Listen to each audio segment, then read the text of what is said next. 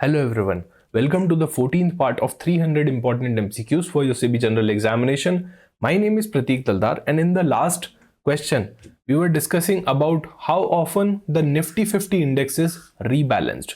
So rebalancing का यहाँ पे मतलब होता है कि अगर Nifty 50 के अंदर 50 स्टॉक्स हैं तो कोई एक दो स्टॉक्स से फॉर एग्जाम्पल हमने उनको किसी और स्टॉक से रिप्लेस कर दिया, इसी को हम रीबैलेंसिंग कहते हैं and that is often made by annually. तो ये साल में 2 बार होती है रीबैलेंसिंग आपके निफ्टी 50 की।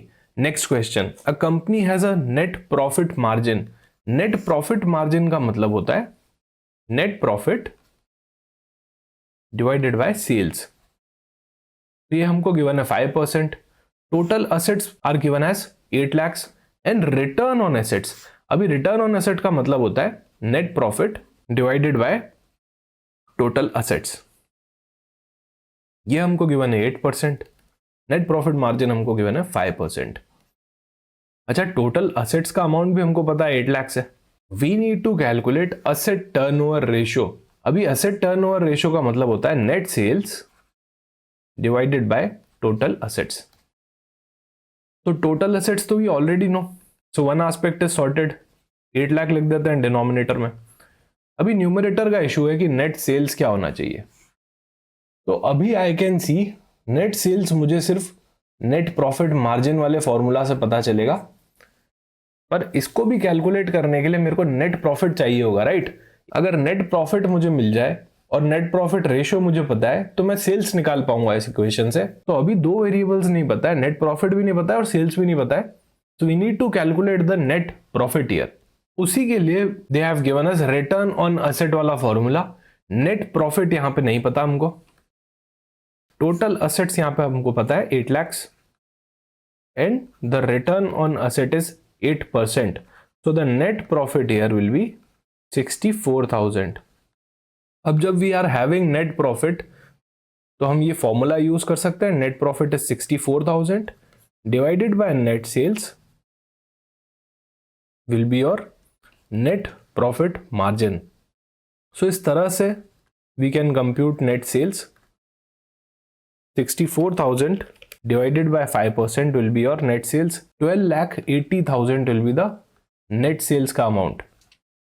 And then we can equate here 12,80,000 divided by 8 lakhs, आपकी total assets आ गई, so this will be 1.6 times.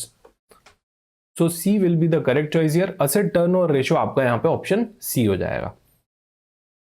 In the next question, ABC International income statement shows a sales of 2,000 rupees. Cost of goods sold हमको दे रखा है 800, तो हमारे पास GP आ जाएगा, gross profit 1200। Pre interest operating expense मतलब ये operating expense के अंदर आपका इंटरेस्ट एक्सपेंडिचर नहीं जुड़ा हुआ है, सो 600 विल बी योर EBIT। फिर हमको इंटरेस्ट एक्सपेंस दिए हुए हैं 200 के, then you get your EBT 400 rupee. We need to calculate the interest coverage ratio। अभी interest coverage ratio का फॉर्मूला होता है EBIT divided by your interest element।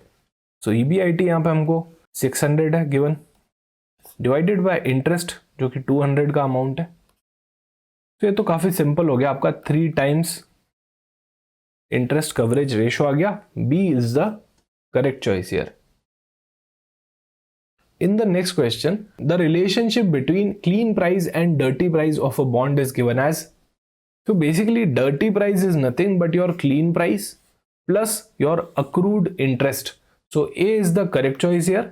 So when a bond trades between coupon dates, the seller is entitled to receive the coupon interest as well earned from the previous coupon date till the date of sales. This portion of interest is known as the accrued interest and is payable by the buyer to the seller.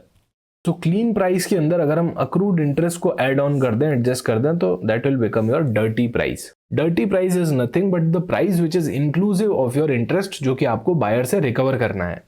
Next question, when contrasting exchange traded derivatives and over the counter derivatives, credit risk किसके अंदर concern हो जाती है।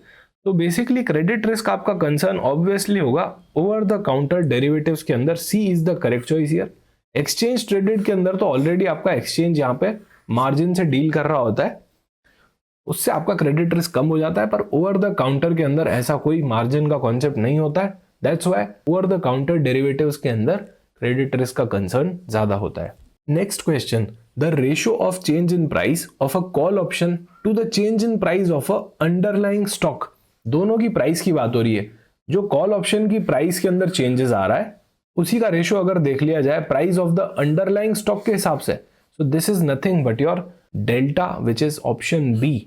तो ये option Greeks का concept है जहां पे change in price of the option is compared with the change in price of the underlying. तो प्राइस के अंदर जब भी कंपैरिजन होता है तो that is delta. Next question, under which of the following heads will machinery under construction, अभी कोई मशीनरी है जो आप बना रहे हो that is under construction, will be presented in the balance sheet of a company. Intangible asset नहीं हो सकता, इनटेंजिबल एसेट तो मशीनरी है ही नहीं। Capital WIP, intangible asset under development, intangible तो ये एसेट है ही नहीं, वापस ये वाला हटा देते हैं। Expense, no this is not an expense, this is a asset in creation, तो basically this is a kind of capital WIP। Tangible asset एक बहुत ही ब्रॉडर टर्म हो गई, उसके अंदर भी सी जो आपको ऑप्शन दे रखा है capital WIP is the correct choice here. You can see here in the point 3 fix assets के अंदर आपका कैपिटल WIP का क्लासिफिकेशन है। टेंजिबल एसेट इसका आंसर अभी नहीं हो सकता है because it is not a complete asset yet, I can not tag it as tangible asset. अच्छा, जैसे ही ये कैपिटल WIP कंप्लीट हो जाएगा then definitely it will be a part of your tangible asset, पर as of now it is capital WIP। Next question, deferred tax liability is shown under which of the following heads in balance sheet? This question is again related to your preparation and presentation of financial statements of company. तो deferred tax liability को आप balance sheet में कहाँ पे बताएंगे? Share holder funds में, non current liability, current asset या फिर non current asset. So the correct answer here is, अभी ऑब्वियसली यहाँ पे लाइबिलिटी है तो लाइबिलिटी साइड ही आएगी। लाइबिलिटी के अंदर आई can C only 3 options. Assets तो वैसे ही कैंसिल हो गए। शेयर होल्डर फंड ये होता नहीं है, share holder fund you already know that 3 ही चीजें आती है उसके अंदर, आपका share capital, reserves in surplus और money received against share warrant. The correct answer here is non current liability. Plus आपको ये याद रखना है कि deferred tax asset, deferred tax liability, इन दोनों में से एक ही आ सकता है, बेसिकली ये नेट होके आता है। Next question is related to your management. According to path goal theory, which of the following is not a leadership behaviour? Directive behaviour, supportive behaviour, तो ये दोनों तो बिल्कुल है ही leadership behaviour. Participative behaviour, achievement, ये दोनों भी सही है। None of the above is the correct choice here, option E. Which of the following is not an exception to the law of demand? This is related to your economics. Necessity goods like salt, high value items like diamonds, giffen goods like potatoes, substitution effect in goods, and emergency goods during crisis. D is the correct choice here. Substitution effect in goods is not an exception to the law of demand.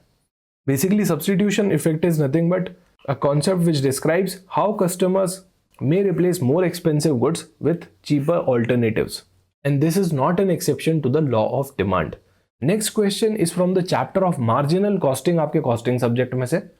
This chapter is very important for your examination. Please let me know in the comment section कि इसका answer क्या होने वाला है।